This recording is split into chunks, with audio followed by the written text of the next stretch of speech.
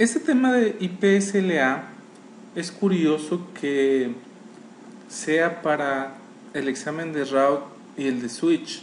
La verdad es de que buscando en el blueprint del examen de switch no se ve por ningún lado donde pueda aparecer IPSLA. Si le buscas un poco más a fondo podrías decir que en la parte de redundancia donde se ve HSRP podría ser IPSLA algo importante. El caso es de que la mayoría de los libros, inclusive los de Cisco Press, no incluyen IPSLA en la parte de switch, pero en algunos foros, en la misma página de Cisco, hay gente que se ha quejado de que viene este tema en el examen de switch, y es por eso que se está incluyendo tanto en el curso de route como en de switch este tema de IPSLA. Siendo sinceros, yo no entiendo, la verdad, por qué está en la parte de switch. Esto es más de ruteo que de la parte de switch, pero como quiera, los que están estudiando para el curso de switch es importante que vean este tema. Vamos a empezar la introducción de IPSLA con esta arquitectura o con este diagrama. Supongamos que nosotros tenemos acceso a R1 y R2, pero no tenemos acceso a R3, a R4 o a R5. La organización que controla R3 y R5 no quiere que corramos protocolos de ruteo con ellos. Entonces R2 no tiene ningún protocolo de ruteo hacia R3 y R2 no tiene ningún protocolo de ruteo hacia R5. Entonces lo único que podemos hacer es poner rutas estáticas hacia R3 o hacia R5. Supongamos que como este enlace es un fase Ethernet y este es un serial, es más rápido el fase Ethernet, vamos a poner una ruta de default en R2 que apunte hacia esta dirección de R3. Y como backup vamos a poner otra ruta estática con una distancia administrativa mayor apuntando a R5. De esa manera, si se cae este enlace, automáticamente R2 va a rutear hacia acá.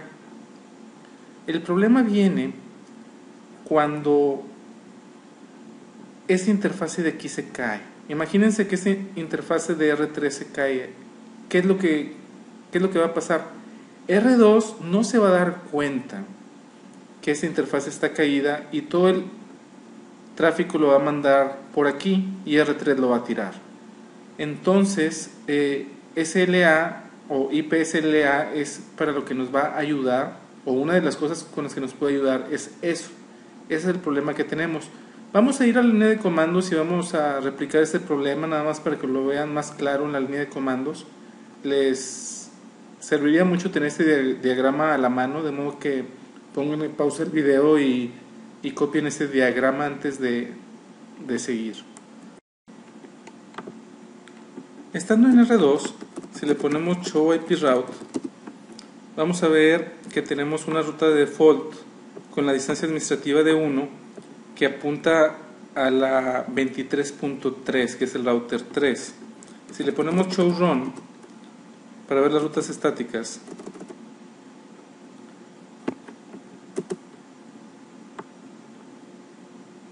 vamos a ver que tenemos dos rutas estáticas. Una que apunta hacia el router 3 sin distancia administrativa, entonces toma la que es por default, que es 1, y tenemos otra con distancia administrativa de 2, que es la que apunta hacia R5. Si nosotros le damos un ping a la 4.4.4, vemos que si llegamos y nos estamos yendo por el router 2, porque al tiempo de ponerle show IP route vemos que la ruta de default es hacia el router 3. Dije que nos íbamos por el router 2, estamos desde el router 2 y nos vamos hacia el router 3. ¿Qué pasa si esta interfase,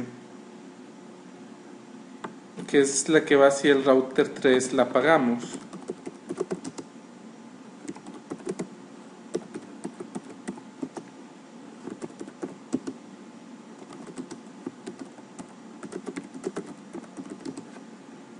Automáticamente el router debe de quitar esta ruta y debe de ponerla del router 5, apagué la interfaz equivocada. Show IP Interface Brief. Apagué la que iba hacia el router 1. Vamos a apagar la correcta y encender la incorrecta. Esta es encenderla. Interfaz de fase Ethernet 01. Vamos a apagarla.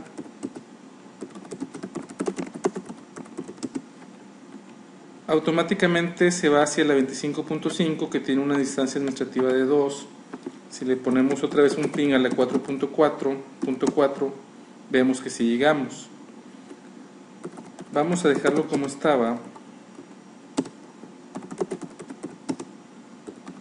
y debe de regresar la que tiene distancia administrativa como 1. Pero ¿qué pasa si nos vamos al router 3?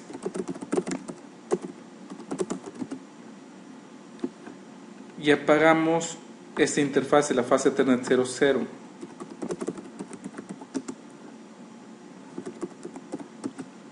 Si nos regresamos al router 2, el router 2 no se da cuenta, porque no está directamente conectada a esa interfase, que el router 3 no tiene una ruta hacia la 4444. Le ponemos show IP route, no se da cuenta, y si le tratamos de dar un ping a la 4.4.4, vemos que nos manda la U de unreachable, y esta U de unreachable nos la está mandando el router 3. Entonces ese es el problema que queremos solucionar con IPSLA. Aquí vamos a encender la interfase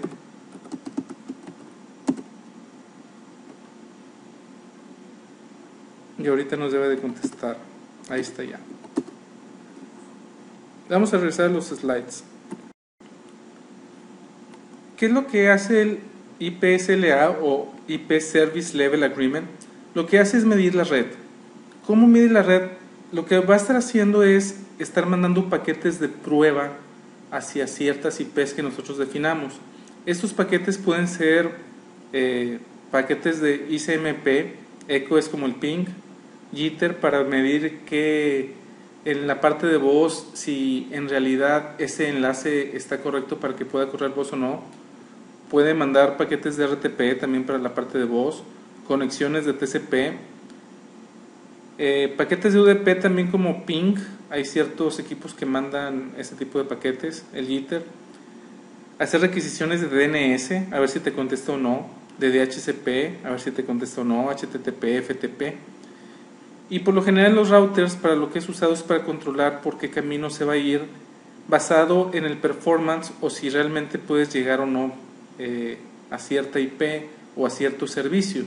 A cierta IP puede ser con un eco, que es un ping. A cierto servicio puede ser el servicio de DNS, de DHCP, etc. Entonces, dependiendo de eso es por dónde va a mandar los paquetes. Eso es lo que queremos hacer. Lo que vamos a hacer en la línea de comandos es lo siguiente. Vamos a configurar R2 de tal manera que todo el tráfico lo mande por aquí, que es como lo está mandando actualmente. Pero en caso de que no pueda llegar a esta IP, la 192.168.103, en caso de que no pueda llegar a esta IP, que mande el tráfico por acá. Es lo que le vamos a decir a R2, es lo que vamos a configurar con el IPSLA.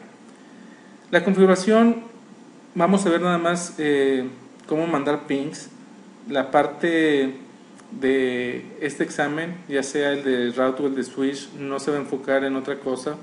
En realidad nada más hay que conocer que se pueden mandar otros tipos de paquetes además de ping, pero cualquier otro tipo de configuración es más avanzada, se puede considerar como configuración de CCIE. Entonces en realidad lo que vamos a ver es nada más una configuración básica de IPSLA, que es lo que nos podemos esperar en cualquiera de estos dos exámenes. Repitiendo, lo que vamos a hacer, y es bueno que tengan el diagrama en la mano, es de que vamos a mandar todo el tráfico de R2 hacia R3, pero si esta interfase de aquí está abajo, es decir, no podemos llegar a la IP 192.168.103, que no tenemos acceso a ella, a este ruteador, entonces vamos a mandar todo el tráfico por R5. Eso es lo que vamos a hacer. En R2 lo que vamos a configurar es lo siguiente. Nos vamos a ir a configuración global. el comando es ipsla y aquí le vamos a poner un número. Como pueden ver es desde el 1 hasta este número, entonces le vamos a poner el número 1. Aquí le vamos a poner qué tipo de paquete vamos a estar enviando. Va a ser ICMP echo en este caso. Y tenemos que decirle a qué dirección va a ser. Entonces quedamos que va a ser la 192.168.100.3. Después le vamos a decir qué tan seguido la vamos a mandar y es con el comando de frequency. Esto es en segundos, entonces le vamos a poner que cada 5 segundos. Después le tenemos que decir al router que empiece a mandar estos paquetes. Automáticamente no los empieza a mandar. El comando es ipsla schedule. Aquí le vamos a poner el número 1, que es este número 1 de aquí. Le vamos a decir que empiece en este momento y que sea para siempre, que siempre esté mandando esos paquetes. Ese es el comando. Después, bueno, antes de seguir, vamos a poner otro nada más para que vean qué opciones tenemos. Aquí qué tipo de paquetes podemos enviar. Son todos esos. Podemos ponerle, por ejemplo, lo que les comentaba, DNS, FTP, HTTP, etcétera. Todo lo que ven aquí son opciones que tenemos. Pero lo que nos interesa en este momento va a ser esta configuración de aquí nada más. Y esta que es para que empiece a mandar los proofs o los paquetes. Ahora bien, vamos a usar el comando track. Aquí también va un número. Le vamos a poner el número 100. Las opciones que tenemos es del 1 al 500. Vamos a ponerle 100. Y le vamos a decir que este track es de ipsla. Y lo que va a estar monitoreando este track es el estado. Es SLA1. Y este 1 es el mismo 1. Es decir, hay que decirle que cuáles paquetes son. En este caso es del SLA1 state. Y aquí le vamos a poner cuándo vamos a considerar que se cae, es decir, cuánto tiempo debe de pasar sin que nos conteste los pings para que se caiga, es en segundos, y cuánto tiempo después de que cuando nos conteste lo vamos a considerar arriba, vamos a ponerle también de segundos. Entonces esto quiere decir que va a estar mandando pings a la IP que nosotros le pusimos. Si no hay respuesta en 10 segundos lo va a considerar abajo, y cuando nos empiece a contestar se va a esperar 10 segundos que esté contestando para que la suba a la interfaz. Esto es para que no esté flapeando nuestra ruta. Por último, tenemos que decirle que la ruta estática depende de este track.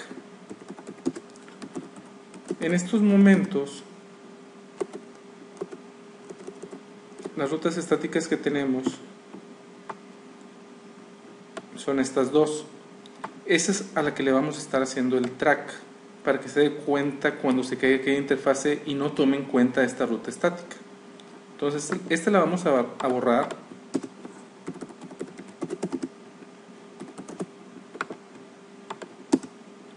Y vamos a poner esa misma ruta estática con una opción. Y esa opción es track 100. Este 100 de aquí es el número de track que le pusimos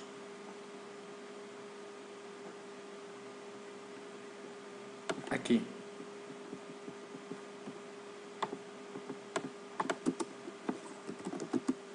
Si le ponemos show IP route en estos momentos, estamos ruteando con la 000 que va a la 23.3, es decir, con esta. Y así se va a quedar porque a lo que le estamos haciendo track a la interfase del router 3 si está arriba. ¿Qué pasa si nos vamos al router 3 y apagamos la interfase? Nos vamos a regresar al router 2. ahí aún no ha cambiado. Recuerden que le pusimos que se va a tardar 10 segundos en darse cuenta que se cayó. Si le tiramos ping no nos va a contestar porque todavía no tiene la nueva ruta. Ahí ya nos empezó a contestar. Eso quiere decir que la ruta ahora está con la 25.5, con distancia administrativa de 2. Si nosotros levantamos la interfaz en el router 3, se va a tardar 10 segundos en darse cuenta y regresar la ruta que va hacia el router 3. Ahí todavía no la cambia.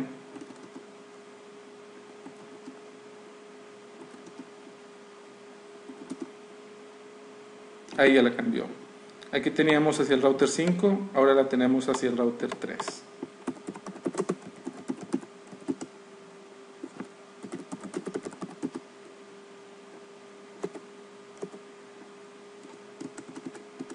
Esa es parte de la configuración, el track. Pero antes de eso lo que debemos de configurar en sí es el SLA, que es este de aquí. Y para que empiece a mandar los paquetes tenemos que poner este comando de acá. Y por último en la ruta estática debemos decirle que haga el track.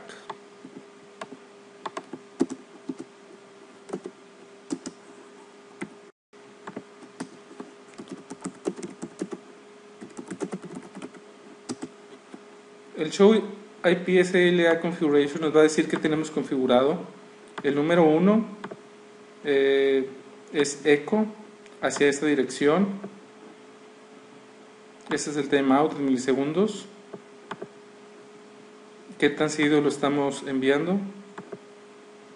El tiempo de inicio ya inició. Eso es lo importante realmente de la configuración.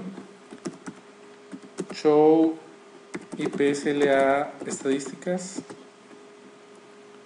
Podemos ver cuánto tiempo se está tardando el ping, cuándo fue la última vez que se envió, si estuvo bien o no, es decir, si nos contestó el ping o no, cuántas veces ha contestado el ping, cuántas veces no, hasta cuándo va a estar mandando los pings, para siempre.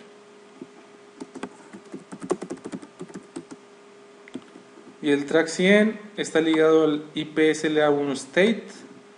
Ahorita el estado está arriba. Ha habido 3 cambios. El delay de up y de down, aquí están cuáles son los valores. Entonces básicamente esos son los datos que podemos tener con los shows. Esos son los comandos de show que nos van a servir para verificar. Obviamente los 3 que acabamos de ver. Y el show IP route también nos va a ayudar a verificar cuál es la ruta que está tomando en este momento. Obviamente este del show IP route es si usamos la opción de track.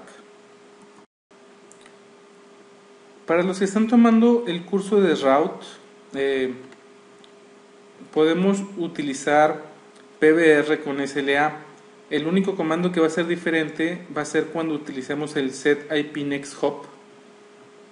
Vamos a poner este comando verify availability.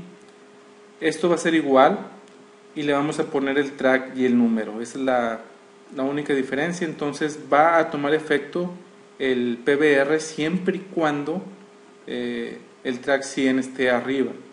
Para los que están tomando el curso de switch, no tienen por qué hacerle caso a este slide, porque PBR si no está en la parte de switch. ¿Qué es lo que nos pueden preguntar acerca del diseño en la parte de peer review? Por ejemplo, que la meta del diseño es de que la ruta esté basada en una interfase que no esté conectada, que es lo que acabamos de ver. ¿Qué es lo que podemos comentar? Si tenemos acceso a ese router en donde la interfase no está conectada. Si tenemos acceso, podemos hacer otra cosa que no sea IPSLA. Pero si no tenemos acceso a ese router, si no podemos cambiar la configuración de ese otro router, entonces nuestra única opción va a ser IPSLA. ¿Cuál es el plan de implementación? Lo mismo, hacer una configuración, las notas. Básicamente debemos de cuidar cuál es la interfase correcta que debemos de estar monitoreando dependiendo de lo que queremos hacer y hacer la configuración. ¿Qué es lo que nos pueden preguntar? Es ¿por qué le estás haciendo tracking a esa IP en particular? Y la respuesta pues va a depender del diseño, ¿no? Es esa IP porque es la que nos interesa monitorear, ya que si se cae esa interfase no vamos a poder tener acceso a estos recursos de red y necesitamos que sea así, etcétera, etcétera, etcétera. Entonces, eso es importante. También es importante tomar en cuenta que si esa IP se puede llegar por el otro lado, es decir, vamos a tener por lo regular dos opciones. Si se va por la segunda opción porque está abajo esa IP y luego por esa segunda opción sí podemos llegar a ella, puede que se levante el SLA y no se va a dar cuenta, entonces va a empezar a rutear por el otro lado. Entonces hay que tener cuidado con eso, es decir, que nos quede claro cuál es la interfaz a la que le vamos a estar haciendo tracking. ¿Cuáles son los comandos de verificación? Los que ya vimos: show IP SLA configuration, show IP SLA statistics, show track, show IP route, el trace para ver por dónde se está yendo realmente el tráfico, ya sea cuando está arriba y cuando está abajo.